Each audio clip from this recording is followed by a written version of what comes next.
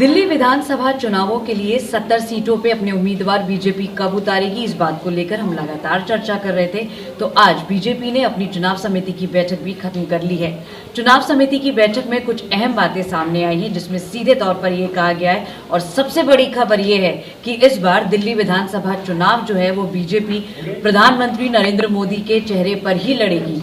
उन्होंने साफ कर दिया है कि बीजेपी की तरफ से अभी फिलहाल मुख्यमंत्री का जो चेहरा है वो सामने नहीं लाया जाएगा, लेकिन जो प्रधानमंत्री हैं, जैसे पहले चुनाव वो लड़ती आई है और उन्हीं के बलबूते जो वोट पाती आई है, उसी के सहारे एक बार फिर दिल्ली विधानसभा चुनावों में बीजेपी उतरने की तैयारी बना रही है। चुनाव समिति बैठक में जो दूसरी बात पर गौर किया गया है वो ये है, जो पूर्व सांसद है उनको इस बार दिल्ली विधानसभा चुनावों में टिकट मिल सकता है। बात चाहे प्रवेश वर्मा की करे, क्योंकि हम लगातार इस बात को कह रहे हैं कि हो सकता है कि उन्हें नई दिल्ली की सीट दे दी जाए और अरविंद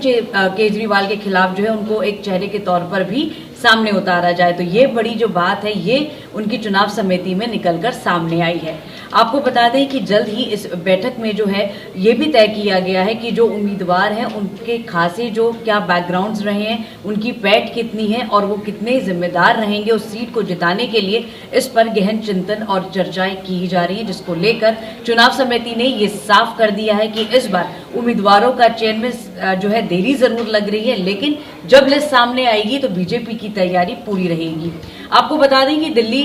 विधानसभा चुनावों के लिए पहले ही बीजेपी अपनी स्ट्रैटेजीज कई बारी साफ कर चुकी है। पहले ही वो साफ कर चुकी थी कि इस बारी केजरीवाल के खिलाफ भी वो जब मैदान में उतरेंगे तो कुछ अहम मुद्दे हैं जिस पर फोकस कर ही दिल्ली विधानसभा का चुनाव लड़ा जाएगा। बात की जाए उनके भ्रष्टाचार को लेकर या फिर जिस तरीके से बांग्लादेशी जो शरणार्थी हैं उसको लेकर मुद्दा बनाकर बीजेपी इस बारी दिल्ली विधानसभा चुनाव में उतरने की सीधे तौर पर तैयारी कर रही है। ऐसे ही और खबरों के लिए आप बने रहिए इन खबर दिल्ली के साथ।